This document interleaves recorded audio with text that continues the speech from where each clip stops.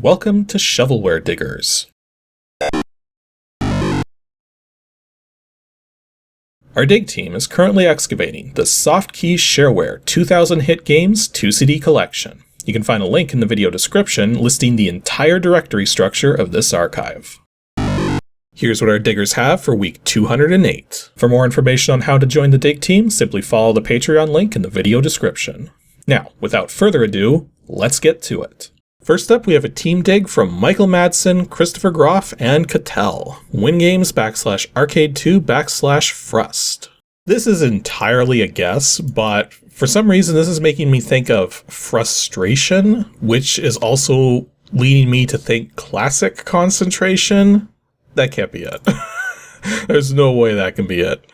Especially with a file size of only 52 kilobytes. That's very small for a Windows executable. Thank you for downloading Frustration. Well, at least I got the name right. I know you will enjoy this game very much. Do you now? Really does help to take your mind off of your work. I don't want to say that. It will relax you, however, therefore the name Frustration. Uh-oh. There are a few things you should be aware of before you start getting frustrated. Uh-oh. 1. In order to give you a fair amount of time with my game, but also to limit abuse, you're given 25 credits for 25 games. That is, this game will only allow itself to be played 25 times on any computer. If you like what you've seen and experienced, you can then register and receive the unlimited play version. Interesting. So it's pretty common to see games that are time limited. It's not common to see games that are use limited. So, now admittedly, this is a Windows 3.1 program, so it would be very difficult to come up with a foolproof way of doing this, short of modifying the executable file itself. But anyways, 2. On this version, in order for the help file to display when invoked, it needs to be in the Windows directory, or any directory in your path. Wait, what? Why can't you just run it from the working folder? It's like how every other program does it. Well anyways, apparently the person who made this is a Chad Olson. Well, let's see what the help file says. So this game's a mix of luck and skill. You're trying to get all the tiles, which apparently we need tile explained to us. Maroon rectangle on top of the game board. Okay, need to get them all crossed out. You do this by rolling the dice and then selecting a tile or a number of tiles with points that match the total of the dice roll. You continue it until all the tiles are crossed off. Well, how much did the person actually want for registering this? Is a good question. So apparently the full version was $12, and that would unlock full play of the game. Well, let's see how frustrating this actually is. So, frustration. Tiny little window. With no maximize button because it doesn't need it. Okay, so got some options. You can choose to either do 9 tiles or 12 tiles. Well, you can have the full access to the Windows palette for changing the background color. And a simple about screen. Apparently it's a Shutbox clone. So if we ever come across a game called Shutbox, we know what to expect now. But anyways, double click to roll the dice. You rolled 2. So does that mean I have to pull the 2 or do I pull the 1? Roll 9. Okay, well, can I do... Okay, I see what's going on. So you're basically just trying to get it all. So if I rolled a 5, does that mean I can do 4 and 1? Well, that would be too obvious. Well, now I can do 4 and 1. So I'm guessing now, because I've got no low numbers left, like it's pretty much getting to the getting to the point where I'm not going to have a play. And so that means the game is over. So now if I hit new game, I notice it doesn't actually have a way to tell me how many plays I have left. I would think it would be a good idea to get rid of the highest numbers as soon as you can. So yeah, see, now I have a 7 here. So what I would want to do would be a 5 and a 2.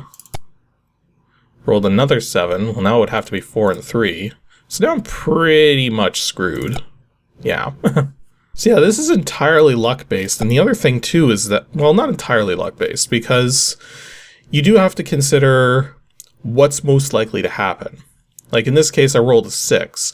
I'm more likely to roll a 6 than any of the lower numbers, but I can use those lower numbers to make the bigger numbers.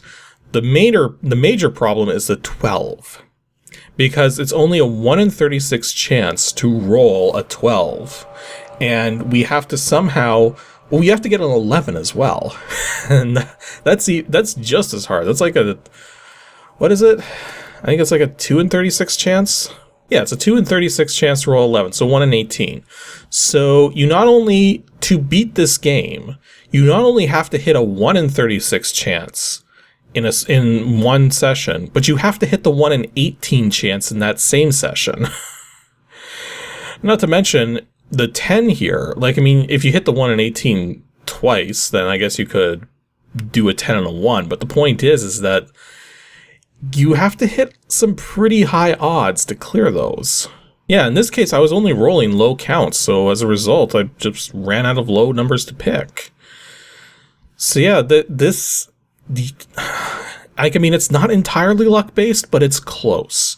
It's close simply because of the sheer odds of getting those highest numbers there.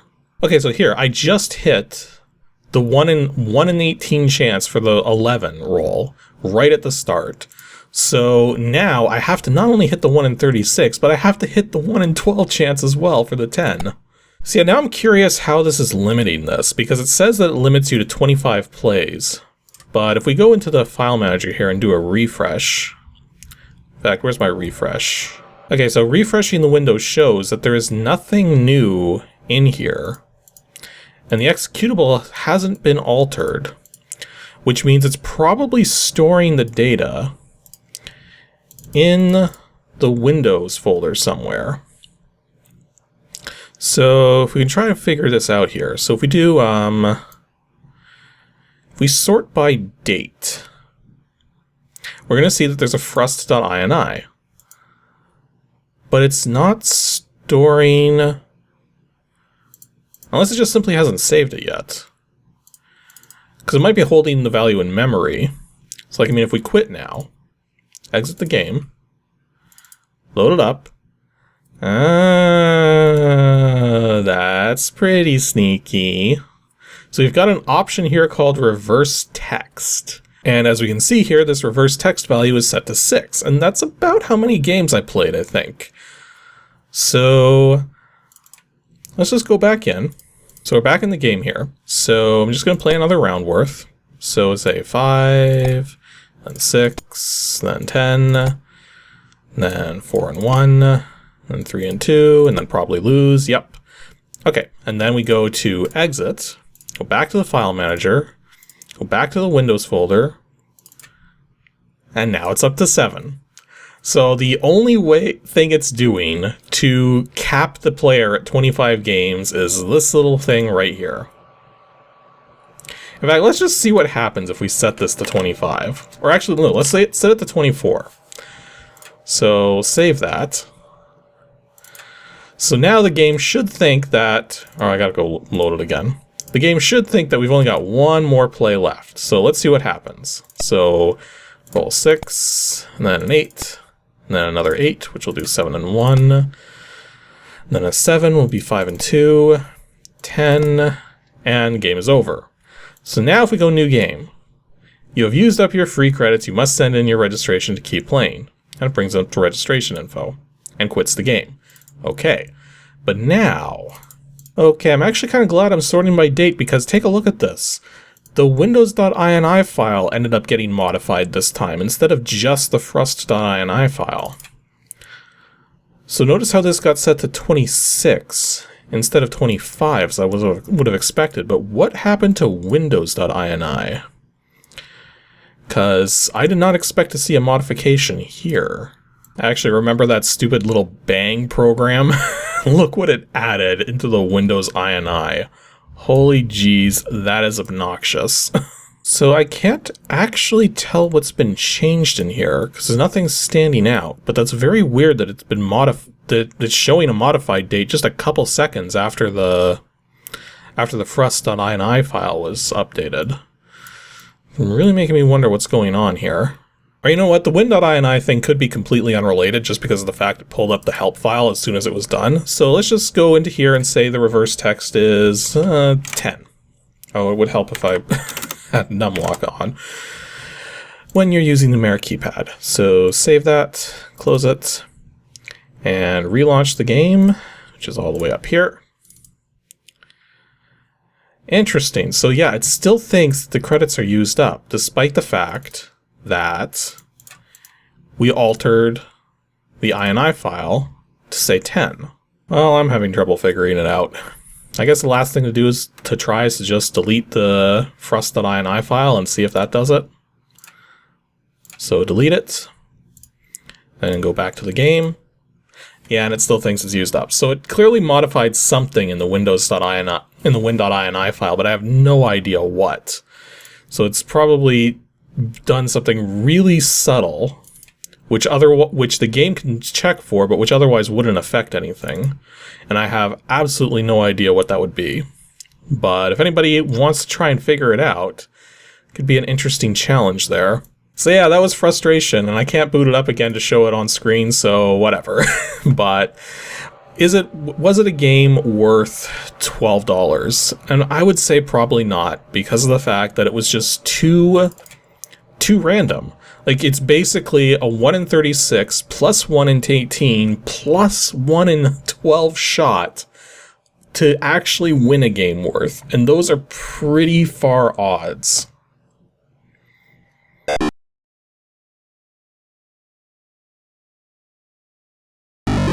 Next up from Anonymous Freak, we've got DOSGAMES /KIDGAMES /COLORVGA. Probably another coloring program, I would imagine. Once again, just a single executable to go on here, so here we go. Color VGA. Got a blank screen. Still got a blank screen. Okay. This is going literally nowhere. Well, it was quite the executable, and it changed the window size, so it definitely engaged like a VGA display mode or something, but I'm not seeing anything. Okay, here we go, finally. So I had to change a number of settings. I finally got it working. It appears that, well, that's a lot of stuff to go through already. Okay, so it appears that whatever the problem was, DOSBox is generally set up to use S3 SVGA support, but for some reason that was conflicting with this program's ability to start up. So I changed the SVGA mode to a different one, and it's working fine now. So anyways, to play, use the mouse or numbers to match the color in the little box to the color in the big box. If you enjoyed this game, please send $8 to Aaron and Isaac Grubber in San Antonio, Texas. Okay then. So apparently this was made in 1992 by Jay Gillis? Okay, it's a different last name. Well, anyways. Okay, so the mouse cursor is limited to this section here. We have to pick the red object. Okay. And I'm guessing that's a picture of like his son or something at the time. So now we need the purple object. Okay. So yeah, it's a very basic game where you're just trying to pick things that match in some sort of way. So what happens if we pick the wrong one? So yeah, apparently the author was using... So yeah, the author was basically using pictures of his like baby sons to like do the animations for nodding yes and nodding no. Yeah.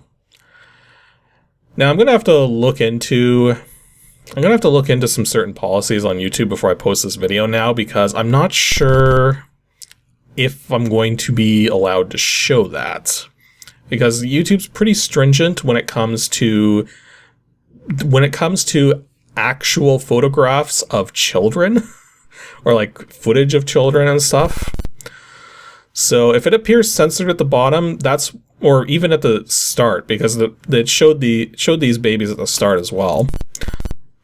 Like, I mean, yeah, nowadays they'd be much, much older. In fact, they'd probably be fully grown by now, but actually, no, yeah, they'd be like 28 years old by this point. But yeah, this is otherwise a very simple game where you're just picking the things that match the colors indicated. Of course, I don't even know what half of these things are, like...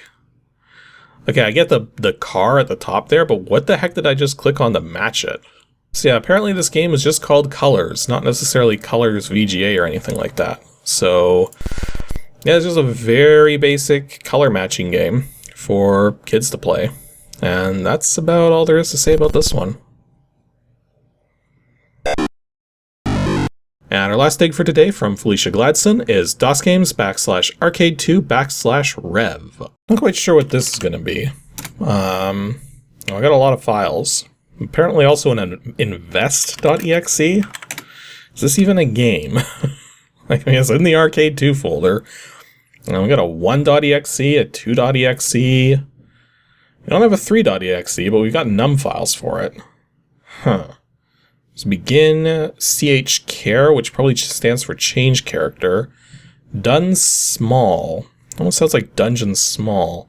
There's an f9.exe, various com files. This is weird.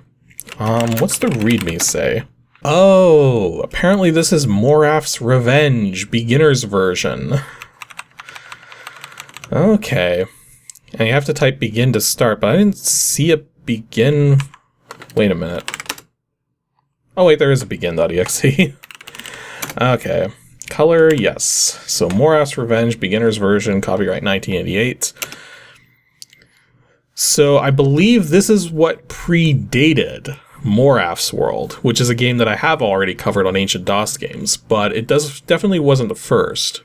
So it says here, this is a role-playing game that means you will actually be a fighter or a wizard. You will venture into a deep dungeon in search of adventure and treasure.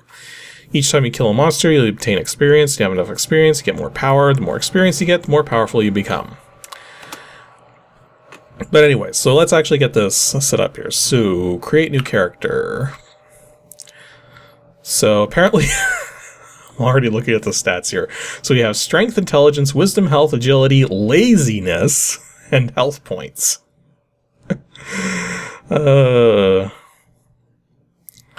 Basically, looking at this, appears laziness literally does nothing. So it's just a waste of points. So when you're rolling your character, you want as little laziness as possible. And apparently this character's laziness is 8. So do you want it? No. And keep rolling until you have like a really low laziness. Well, maybe 8 was the best laziness, because I'm not really seeing single-digit laziness much. Darn it, if this character had like more than 9 strength, it would have been perfect. But nope. 9 strength's not going to cut it. Or, you know what, here's a character where if we go the magic route, probably has a better chance of surviving, just because of that really high intelligence there. So you know what, sure, we'll go with this. And we're going to play the wizard class. Weapon is a knife, name of character. Okay, so we created the character, so play game. So do we want sound? Sure.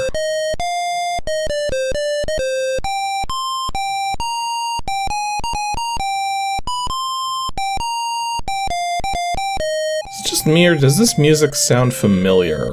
But yeah, this is definitely Moraff's Revenge, because we're in town here, and it seems to be... Okay, that's kind of interesting. Moraff's Revenge here, I thought it would have the same control scheme as Moraff's World, where you just push the direction you wanted to move in. But here, you actually do have turning controls. So the front view is always the one that's at the top there.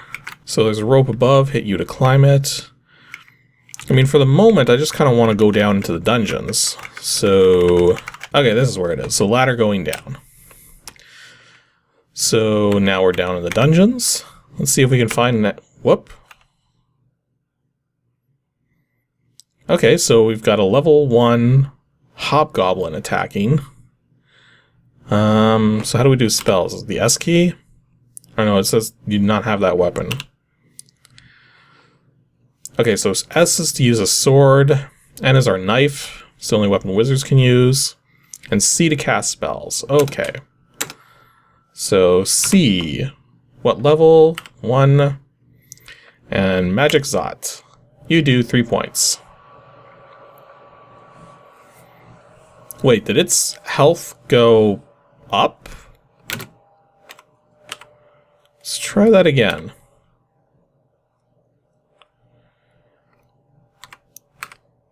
Okay, I'm doing damage, so...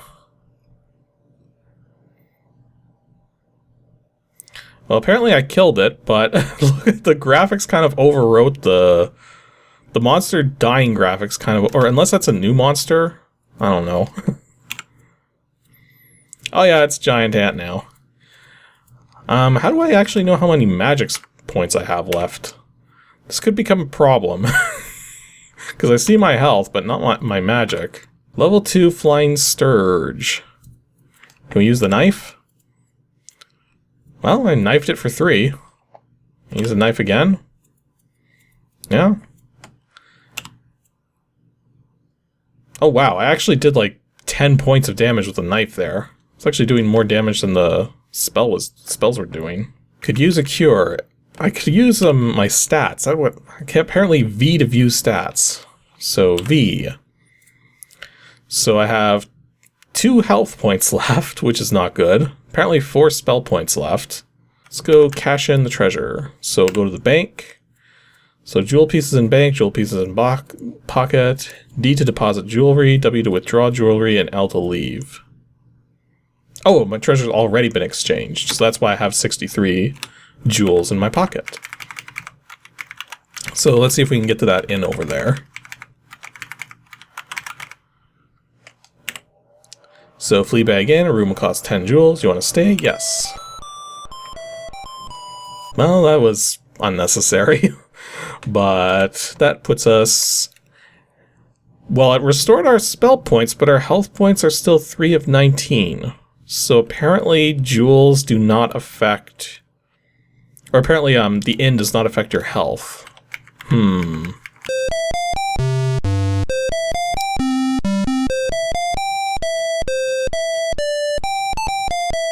Oh yeah, so some of this music is definitely sounding familiar now. But apparently curing my wounds cost 75 jades, or jewels. Jade. For a moment I went back to Dragon View logic. Also, what the freaking heck? Curing a disease? 400 jewels. Removing poison? 20,000 jewels? Really? And apparently gaining a level also costs 500,000. Holy jeez. Actually, here's a fair point. Can we cure ourselves? So, I do have a cure spell. That brought me up to 18 health points. Okay. So, we're still in this. Let's go down. One thing I'm noticing, unlike in the original Moraff's world, is there doesn't seem to be trapdoors. Which I am definitely thankful for, because trapdoors were kind... Or no, chutes. The trapdoors were the teleports in a sense, but the chutes, those were not fun. Okay, so I knifed the frog to death. And now we'll knife the gnoll to death. Or at least try to. Oh wow, it just did 7 points of damage. And I'm dead.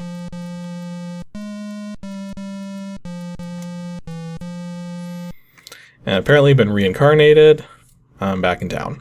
So yeah, that was Moraff's Revenge. This is very rough around the edges, this game, but kind of gives a good idea of how the Moraff game sort of started, at least in terms of the dungeon crawls that he made. Like, Moraff's world is definitely way more refined than this, but definitely goes to show, like, he had ideas for how to make this work at the start. I'm also noticing that the game actually... things progress on their own. I'm glad that never remained a thing.